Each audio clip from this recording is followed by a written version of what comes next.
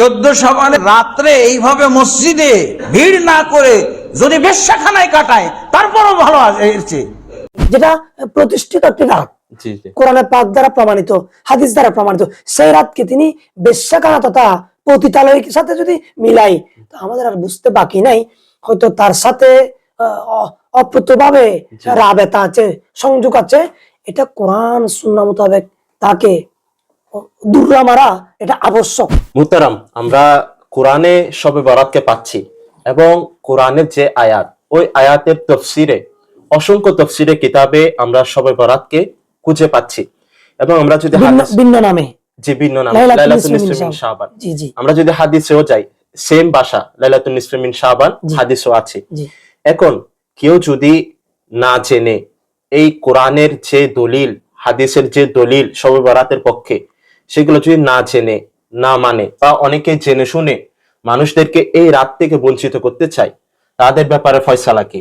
এবং আমরা মিডিয়ার মধ্যে এটাও দেখেছি, একজন মৌলবীকে বলতে এটাও শুনেছি যে তিনি বলেছেন শবে বরাতের রাতে ইবাদত বন্দেগী না করে যদি কেউ বেশ্যাখানায় সময় কাটায় তার জন্য সেটা উত্তম। নাউযুবিল্লাহ মিন যালিক। এই ব্যাপারে আপনি কি বলবেন? শরীয়তের ফয়সালা কি? দেখুন, আল্লাহ তাআলা কোরআন শরীফে এটার ফয়সালা কোরআনের পাকের মধ্যে আছে।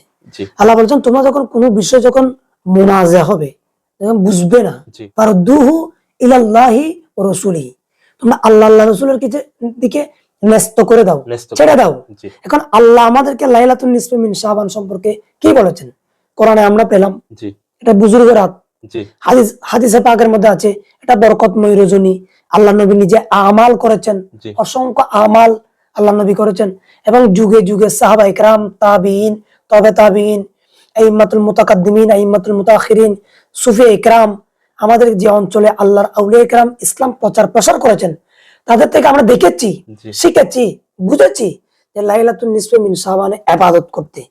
উনি যে বলছেন যে বেশ্যাখানায় শব্দ যখন উনি উচ্চারণ করেছেন, আমাদের আর বুঝতে আর বাকি নাই।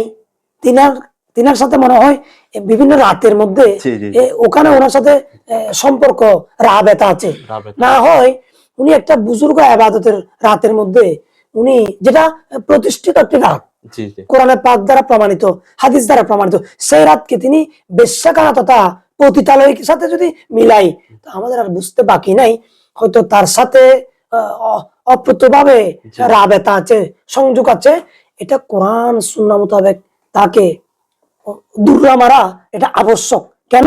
উনি শরীয়তে একটা বিষয়কে তুচ্ছ তাচ্ছিল্য করেছে, যেটা আল্লাহর সাথে ইবাদতের সাথে সম্পর্ক। হ্যাঁ, আপনি যদি বলেন যে ওই ব্যক্তিটা যে বলেছেন যে এই রাতে ইবাদত না করে পতিতালয়ে যাওয়া উত্তম, তো আল্লাহর পেয়ারা মাহবুব নবী ইবাদত করেছেন, সাহাবা ইকরাম ইবাদত করেছেন, রাসূল পাক সাল্লাল্লাহু আলাইহি ওয়াসাল্লামের সাহাবী, তাবী, তবে তাবী, বুজুর্গান দিন ইবাদত করেছেন। অথচ আল্লাহ বলছেন আমাদেরকে ওই ব্যক্তির কথা শ্রবণ না করতে। কেন? উনি পবিত্র রাতকে বেশ্যাখানার সাথে উনি তুলনা করেছেন।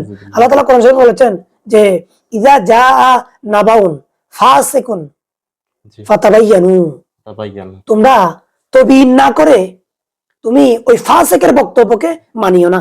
আল্লাহ আমাদেরকে রাসূল পাকের মাধ্যমে ১৫০০ বছর আগে সতর্ক করে দিয়েছেন, এরকম কিছু দজ্জাল, এরকম কিছু কাজ্জাব মোল্লা নামের ব্যক্তি অবয়ব নিয়ে আমাদের সামনে আসবে। আল্লাহ বলছেন ফাতাবায়ানু, তোমরা এরা ফাসিক, এদের কথা মান্য করিও না। যেখানে আমাদেরকে বুজুর্গানদের আমাদেরকে আমল শিখিয়েছেন। সুতরাং এই রাতকে যারা তুচ্ছ তাচ্ছিল্য করবে, আমি মনে করি কোন মুসলমান যিনি মুসলমান পরিচয় দিবেন, তার কাছে ওই ব্যক্তির 1% ইজ্জত সম্মান মুসলমানের কাছে থাকবে না। ওনাকে দূররা মারা শরীয়তের উপর 80 দূররা মারা প্রত্যেক মুসলমানের উপর ওয়াজিব। এখানে যদি হুকুমত থাকে, লাইলাতুন নিসফি মিন শাবান, শবে বরাত, এটাকে নিয়ে কেউ কটাক্ষ করা, এটা আল্লাহর কোরআন শরীফের আয়াত মোতাবেক সে বড় ফাসাদ, ফিতনাবাজ। আল্লাহ কোরআন শরীফে বলেছেন যে আল ফিতনাতু আসাদ্দু মিনাল কতল, মানুষকে হত্যা করলে যেরকম মানুষ ফিতনার মধ্যে ছড়িয়ে যায়, ফিতনা এটা কতলের চাইতে আরো মারাত্মক। যেখানে ফিতনা একটা মারাত্মক, কতল একটা মারাত্মক, সেখানে হত্যার চাইতে আরো বেশি ফিতনা বড় মারাত্মক। সুতরাং এদেরকে চিহ্নিত করে আমাদেরকে নিজেকে হেফাজত করতে হবে। লাইলাতুন নিসফি মিন শাবান এটা ইবাদতের রাত, আমরা ইবাদত করব। কোনো মানুষের সাথে আমরা এখানে কোনো মানুষকে আমরা এখানে প্রমাণ করতে চাচ্ছি না যে ওই রকম কিছু কুলাঙ্গার ব্যক্তি, দুষ্ট প্রক্রিয়ার ব্যক্তিকে আমরা এখানে উপস্থাপন করে আমরা আমল থেকে দূরে থাকবো। এটা কখনো বাংলার মানুষ, মুসলমান অন্তত যারা আল্লাহ রাসূলকে বিশ্বাস করে, তারা কখনো এটা মান্য করতে পারবে না, কারণ আমরা ইবাদত করি আল্লাহর জন্য।